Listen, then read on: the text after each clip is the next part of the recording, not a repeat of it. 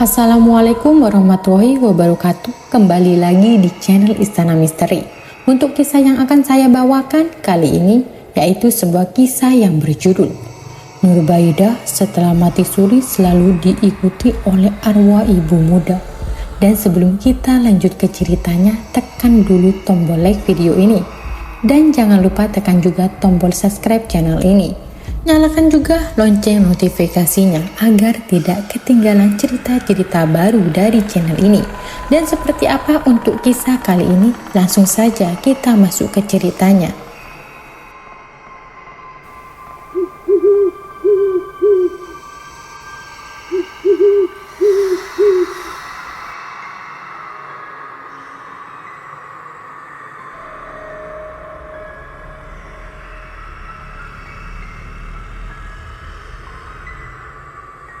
Hari itu aku memutuskan untuk menemui seseorang di sebuah desa terpencil di Kalimantan. Desa ini jauh dari keramaian kota dan aku harus menempuh perjalanan berjam-jam untuk sampai ke sana. Misi ini seperti pertaruhan dengan waktu. Teman yang ku kenal melalui media sosial Facebook adalah orang yang sibuk. Dia sudah memperingatkan bahwa jika aku datang tidak tepat waktu, kemungkinan besar dia sudah tidak berada di rumah. Setelah mengantar paket, aku bergegas menuju desa tersebut, lebih awal dari waktu yang disepakati. Beruntung setibanya di sana, dia masih ada di rumah, meski tampak sudah bersiap-siap untuk pergi. Dia dengan ramah mengantarkanku ke rumah lain, rumah seseorang yang memiliki kisah hidup yang katanya cukup mengerikan. Di depan rumah, aku memarkir kendaraan dan kami langsung disambut oleh beberapa bapak-bapak yang tampak ramah. Sebagai tanda hormat, aku membawa oleh-oleh dari saweran ponakan-ponakanku untuk mereka. Namun, sana mulai berubah ketika aku mengutarakan maksud kedatanganku. Wajah bapak-bapak yang semula ramah berubah menjadi dingin dan curiga. Salah satu dari mereka bahkan merebut tas paket milikku, mengira di dalamnya ada kamera. Aku buru-buru menjelaskan bahwa aku tidak membawa kamera selain kamera butut dari HP tua milikku. Ini cuma HP bang, kameranya juga gak jernih, kataku mencoba meredakan ketegangan. Temanku juga ikut membela, meyakinkan mereka bahwa aku tidak akan membongkar identitas siapapun di sana. Aku tidak bermaksud mendokumentasikan apapun melalui rekaman video. Setelah suasana yang sempat tegang, akhirnya kami diizinkan masuk ke dalam rumah. Waktu itu orang yang akan kami temui ternyata masih tertidur di dalam kamarnya. Seorang gadis cantik berusia sekitar 17 tahun disuruh untuk membangunkan neneknya. Tak berapa lama, seorang wanita tua keluar dari kamar. Rambutnya masih hitam, meski usianya sudah tak muda lagi. Wajahnya teduh dan terlihat jelas sisa-sisa kecantikannya. Saat beliau duduk, gadis kecil tadi muncul dari arah dapur membawa 2 gelas kopi dan sepiring kue patah yang langsung disuguhkan kepada kami. Aku merasa terhanyut dalam suasana rumah tersebut, penuh dengan cerita yang tersimpan di balik dinding-dindingnya. Dan di sanalah aku siap mendengar kisah perjalanan hidup yang penuh misteri dan ketegangan dari sang nenek yang duduk di hadapanku. Setelah diterima dengan hangat oleh wanita tua itu, aku pun berkenalan dengannya. Namanya adalah Nurida. Senyumannya yang ramah membuatku merasa nyaman, meskipun ada sesuatu yang tampak tersembunyi di balik mata tuanya yang keruh. Silakan nak, kalau mau mendengarkan cerita saya, katanya dengan suara lembut, namun ada kekuatan di dalamnya. Dia meraih tanganku. Saat tangannya yang dingin menyentuh kulitku, aku bisa merasakan keteduhan dan beban yang telah ia pikul selama bertahun-tahun. Mataku ini sudah tidak jelas lagi nak, tapi dengan sentuhan aku bisa merasakan. Lanjutnya dengan tawa kecil yang terdengar pahit. Aku meminta izin untuk merekam suaranya, takut jika nanti alur ceritanya hilang dari ingatanku. Dia mengangguk pelan, tanda persetujuan, lalu memulai menuturkan kisah yang terjadi bertahun-tahun silam. Dulu, ketika di desa itu masih dikelilingi hutan lebat dan jumlah rumah tidak sebanyak sekarang. Hiduplah seorang gadis cantik bernama Nurbaida. Nurbaida adalah anak dari hasil cinta antara seorang lelaki keturunan Belanda dan wanita pribumi. Ayahnya, meski keturunan Belanda, bukanlah seorang penjajah. Dia hanyalah keturunan yang terlahir dari sebuah hubungan tanpa cinta dan tanpa kesengajaan di masa kolonial. Ketika Indonesia merdeka, mereka menikah dan menjalani hidup seperti penduduk desa lainnya. Meski awalnya dicap sebagai pengkhianat oleh warga, namun seiring waktu, mereka diterima oleh masyarakat. Nurbaida tumbuh menjadi gadis yang periang, selalu ramah kepada siapapun, dan tidak pernah sekalipun meninggalkan desa tempat ia dilahirkan. Di usianya yang ke-17 tahun, banyak pemuda desa yang melamarnya, termasuk para duda yang terpikat oleh kecantikan dan kecerdasannya. Nurbaida adalah idola banyak pria, bukan hanya karena kecantikannya, tetapi juga karena kemampuannya dalam berbagai hal. Namun kebahagiaan mulai terkikis saat takdir merenggut ayahnya. Pergian ayahnya membawa kesedihan mendalam, membuat separuh dari keceriaannya menghilang bagai ditelan bumi. Meski begitu, hidup terus berjalan dan saat usianya mencapai 20 tahun, Nurbaida akhirnya menikah dengan seorang pria dari keluarga sederhana. Tidak seperti banyak pelamar yang kaya, pria ini memenangkan hatinya dengan ketulusan. Kebahagiaan Nurbaida kian lengkap dengan kelahiran seorang bayi perempuan yang cantik.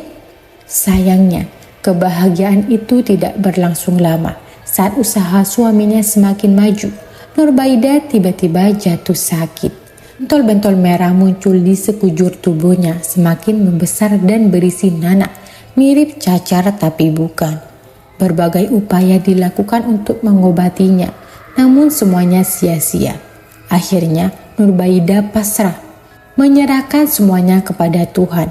Dia percaya bahwa jika Tuhan sudah menakdirkan sesuatu, maka itu pasti akan berakhir dengan indah. Meskipun sekarang ia harus menjalani penderitaan yang amat berat. Penyakit yang menyerupai cacar itu akhirnya mulai pecah, mengeluarkan nanah dan darah setiap kali tergesek kain. Sakit yang dirasakannya tak terperikan, namun dia terus bertahan, menggenggam keyakinan bahwa ada hikmah di balik penderitaan ini. Sambil mendengarkan kisah ini, aku tidak bisa tidak merasa terenyuh. Perjalanan hidup Nurbaida begitu berat, namun dia menjalani semuanya dengan ketabahan luar biasa. Wanita tua di hadapanku ini adalah bukti hidup dari kisah yang penuh dengan luka dan perjuangan, namun tetap kokoh dalam keyakinannya. Ceritanya bukan hanya tentang penderitaan, tapi juga tentang kekuatan hati manusia dalam menghadapi cobaan hidup. Meskipun penyakit yang dideritanya semakin parah, Nurbaida tidak pernah mengurangi ibadahnya. Setiap hari ia menghabiskan waktunya untuk sholat dan mengaji.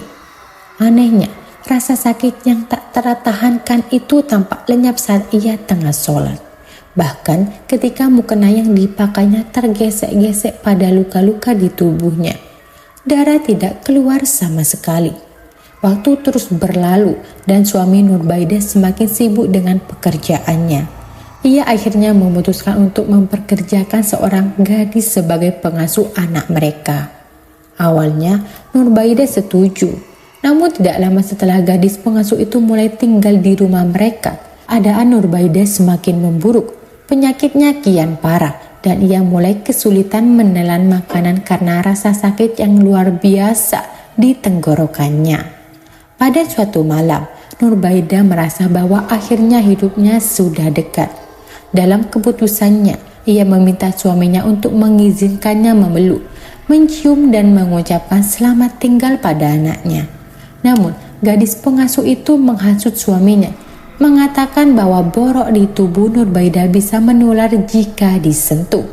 Akibatnya, suaminya menolak permintaan terakhir Nurbaida, meninggalkannya dalam kesedihan yang mendalam. Keadaan Nurbaida semakin lemah. Dan akhirnya setelah beberapa saat bertahan dalam penderitaan, ia pun meninggal dunia. Kabar kematiannya cepat tersebar di desa dan warga berbondong-bondong datang untuk membantu.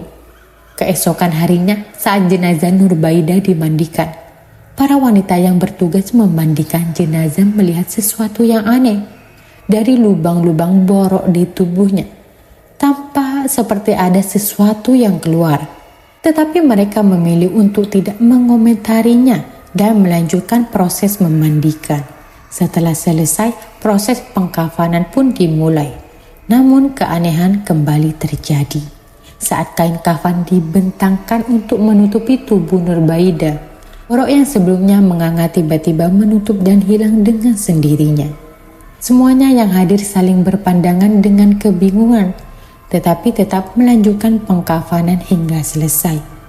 Ketika jenazah Nurbaidah diusung dalam keranda menuju pemakaman, tiba-tiba terdengar suara dari dalam keranda tersebut. Awalnya, warga yang mengusung keranda tidak terlalu memikirkannya, menganggapnya sebagai suara angin atau sesuatu yang biasa. Namun, ketika suara itu semakin jelas dan keranda mulai bergoyang, mereka mulai merasa cemas. Salah satu warga memberanikan diri untuk mengintip ke dalam beranda. Dan apa yang dilihatnya membuatnya darahnya membeku. Di dalam keranda, ia melihat kepala jenazah Nurbaidah yang sebelumnya tertunduk, kini berpaling menatapnya dengan mata yang terbuka lebar. Tanpa sempat berpikir panjang, warga itu menjerit ketakutan dan jatuh pingsan di tempat. Kejadian tersebut membuat para lain panik dan berlari meninggalkan keranda, meninggalkan jenazah Nurbaidah dalam kesunyian yang mencekam. Ketika salah satu orang yang mengangkat keranda jatuh pingsan, suasana di pemakaman menjadi tegang. Meskipun demikian, para pengusung keranda tetap melanjutkan perjalanan menuju area pemakaman. Namun, sesampainya di sana, ketika mereka membuka penutup keranda, mereka semua terkejut dan ketakutan melihat jenazah Nurbaidah yang sudah dikafani bergerak-gerak, seolah berusaha melepaskan diri dari ikatan kain kafan. Melihat pemandangan yang tak lazim itu, orang-orang di sana lari terbirit-birit, meninggalkan keranda yang berisi jenazah Nurbaidah sendirian. Gosip pun segera menyebar ke seluruh desa dengan cerita bahwa Nurbaidah terkena azab dan berubah menjadi hantu saat hendak dimakamkan.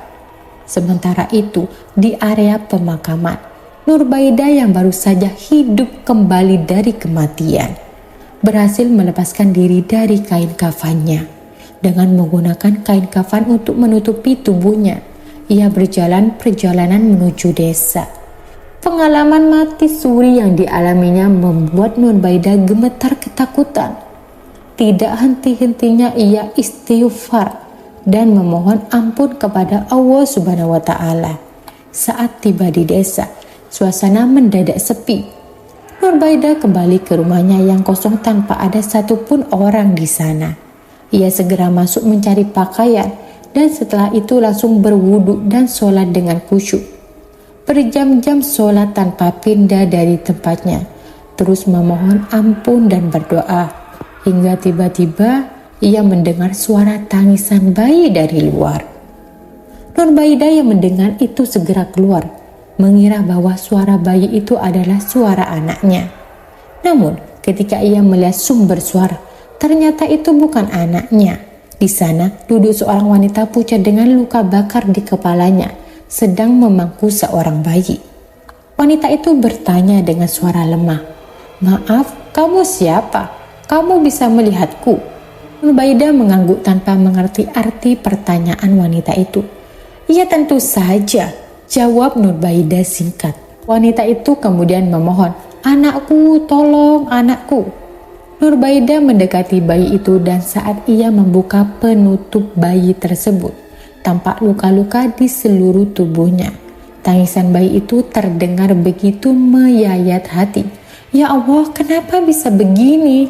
Apakah ini karena jatuh atau bagaimana?"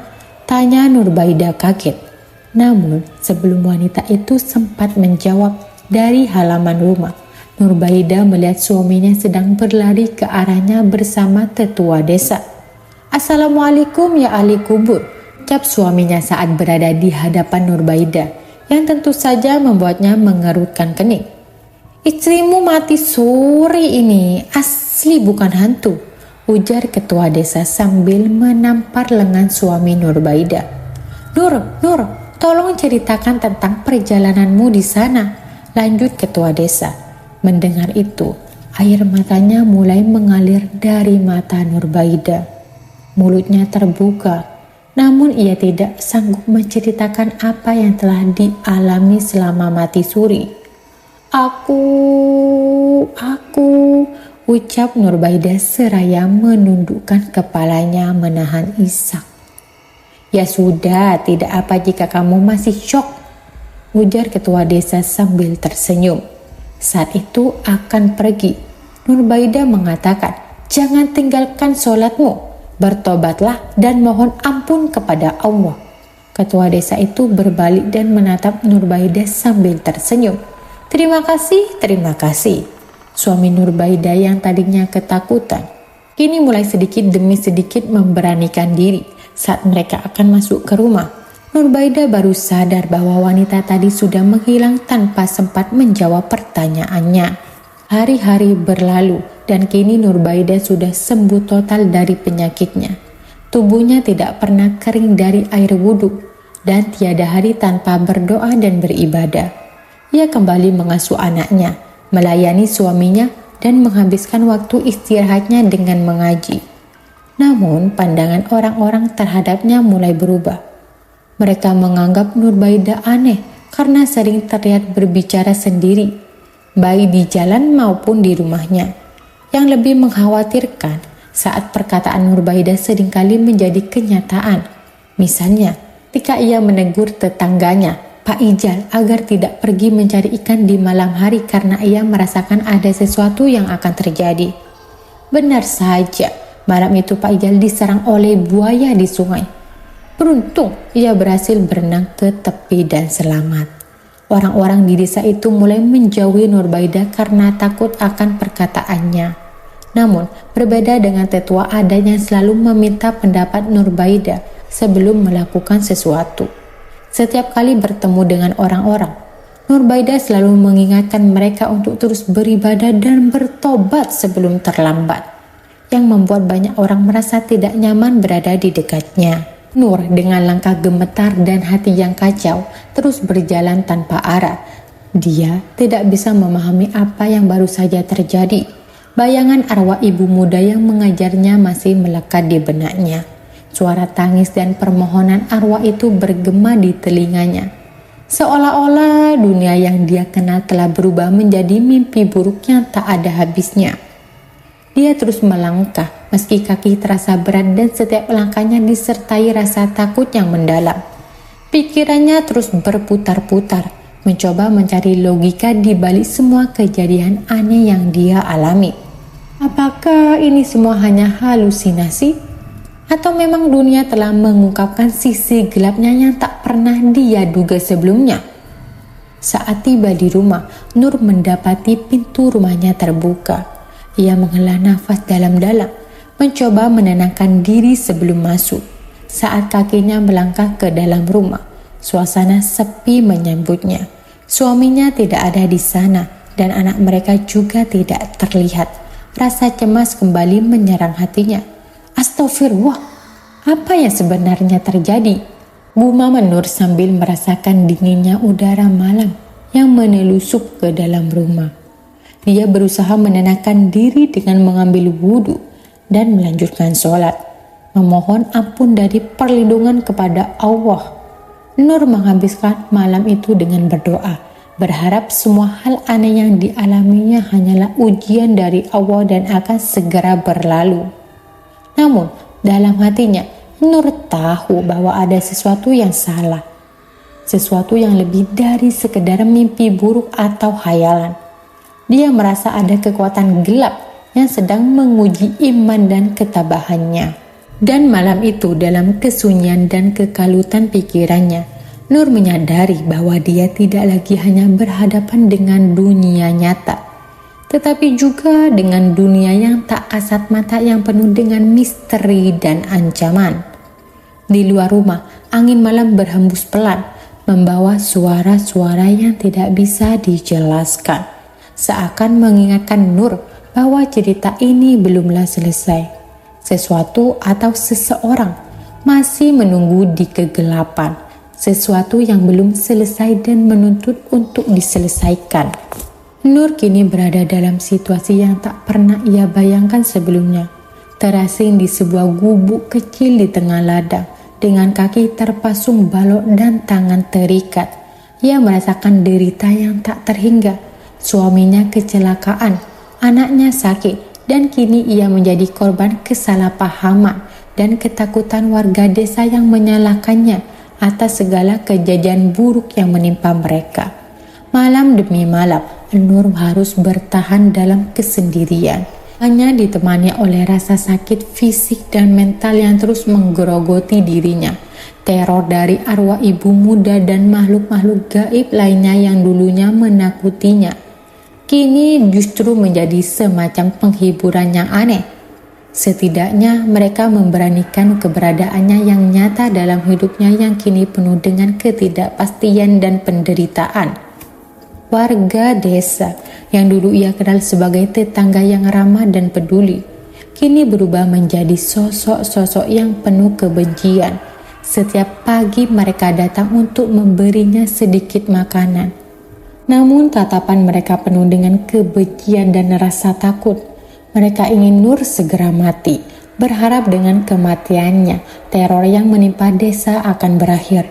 Namun di balik semua itu, ada satu hal yang Nur sadari. Arwah ibu muda yang dulu ia ikuti kini justru selalu hadir di sisinya. Tidak lagi sebagai sosok yang menakutkan, tapi lebih seperti penjaga yang tak terlihat, yang memastikan Nur tidak sepenuhnya sendirian dalam penderitaannya. Setiap malam saat Nur terlelap dalam kelelahan, arwah itu muncul, duduk di sampingnya seolah menemaninya dalam kegelapan. Satu malam saat bulan purnama menerangi ladang, Nur terbangun karena suara bisikan lembut. "Nur, aku tidak bermaksud menyakitimu. Aku hanya ingin keluargaku damai. Aku ingin anakku tenang di alam sana," bisik arwah ibu muda itu. Suaranya penuh dengan kesedihan. Nur menatap arwah itu dengan mata berkaca-kaca. "Aku juga tidak ingin ini terjadi. Aku tidak tahu kenapa semua ini menimpaku," ujar Nur. Suaranya serak karena menangis. Arwah itu menunduk, seolah menyesali segala sesuatu yang terjadi. "Aku akan membantumu, Nur. Tapi kau harus kuat, kau harus bertahan." Malam itu, untuk pertama kalinya setelah sekian lama, Nur merasakan secercah harapan. Meski kecil, harapan itu memberinya kekuatan untuk bertahan. Dia mulai menyadari bahwa mungkin, hanya mungkin, ada cara untuk menghentikan teror ini dan mendapatkan kembali hidupnya yang damai. Hari demi hari berlalu, dan meskipun penderitaannya tidak berkurang, Nur mulai merasakan kehadiran arwah ibu muda itu semakin sering. Tidak lagi semacam ancaman, tetapi sebagai sekutu yang aneh dalam dunia yang penuh dengan kegelapan ini. Bersama, mereka berusaha menemukan cara untuk menghentikan siklus teror yang telah menghancurkan hidup Nur dan keluarganya. Namun, Nur tahu waktu semakin menipis. Warga desa semakin tak sabar dan mereka mungkin akan segera mengambil langkah yang lebih ekstrim jika mereka merasa teror ini belum juga berakhir. Nur harus menemukan jawaban sebelum semuanya terlambat. Nur menjalani hari-hari yang kelam di gubuk kecil itu dengan kekuatan yang entah dari mana datangnya. Hujan yang turut tak lagi membuatnya takut, meski tubuhnya kedinginan dan basah kuyup. Sementara panas terik membuat tenggorokannya kering, namun ia tetap bertahan. Makanan yang diberikan oleh warga desa hanya cukup untuk mempertahankannya hidup, tetapi tidak memberikan kelegaan. ketika kabar bahwa suaminya menikah lagi dengan wanita dari desa sebelah sampai ke telinganya. Hati Nur hancur, air matanya mengalir deras, dan ia merasa dunia seakan runtuh. Kepercayaan dan harapannya telah lenyap, membuatnya hampir menyerah pada kehidupan. Namun setiap kali ia berada di ujung keputusasaannya, ada suara yang memanggilnya dari kedalaman hatinya, mengingatkannya akan anaknya yang masih membutuhkan kasih sayangnya. Suatu malam ketika ia hampir kehilangan harapan, sosok yang menyerupai suaminya muncul di hadapannya. Meski ia tahu bahwa itu mungkin bukan arwah suaminya, tapi hanya jin yang menyerupai. Kata-kata sosok itu menguatkannya. Kau tidak boleh menyerah, Nur. Anak kita masih membutuhkanmu. Jangan tinggalkan dia, ujar sosok itu dengan nada tegas, memotivasi Nur untuk tetap hidup dan bertahan. Waktu berlalu, teror hantu yang dulu mengganggu desa telah hilang. Namun warga desa masih enggan melepaskan Nur. Mereka masih menyalahkannya atas segala kesialan yang menimpa desa. Tetua desa yang selama ini diam akhirnya mengambil tindakan. Dengan kebijakan dan wibawanya, ia membebaskan Nur meski banyak warga yang marah dan tak setuju. Tetua desa menegur warga dengan keras. Selama ini aku diam, tapi aku sama sekali tidak menyetujuinya perlakuan kalian terhadap Nur. Kalian rajin sholat, rajin ibadah, tapi apa yang kalian lakukan terhadap Nur adalah kezaliman yang tidak dibenarkan oleh agama. Kalian bahkan tega memisahkan seorang ibu dari anaknya yang masih menyusu, katanya dengan suara yang bergetar oleh amarah. Warga desa yang selama ini menindas Nur satu persatu mulai merasa malu dan meninggalkan tempat itu. Tetua desa membantu Nur bangkit, tapi kakinya yang telah lama terpasung sudah mati rasa. Dengan tekad yang kuat, Nur menyeret kakinya yang terluka, merasakan setiap duri yang menusuk, namun ia terus maju. Bertahun-tahun kemudian, meski jalannya tertatih-tatih, Nur mampu berjalan lagi. Anaknya telah tumbuh dewasa dan akan segera menikah. Nur merasa bahagia. Kebahagiaan yang selama ini hilang, kini kembali hadir dalam hidupnya. Waktu terus berjalan dan Nur kini menjadi nenek dari 3 cucu yang lucu. Namun seiring bertambahnya usia, Nur mulai kehilangan penglihatannya. Sebelah matanya buta karena pernah menguceknya dengan tangan yang masih ada sisa cabai. Sementara mata yang satunya hanya bisa melihat samar-samar. Meski begitu, Nur tetap mengenali orang-orang di sekitarnya melalui sentuhan dan suara. Itulah kisah hidup Nur, penuh dengan penderitaan, kesabaran, dan akhirnya kebahagiaan yang ia raih dengan penuh perjuangan. Sebuah perjalanan hidup yang membuat orang-orang di sekitarnya, termasuk yang pernah menindasnya, mulai memahami dan menghargai arti dari ketabahan dan keikhlasan.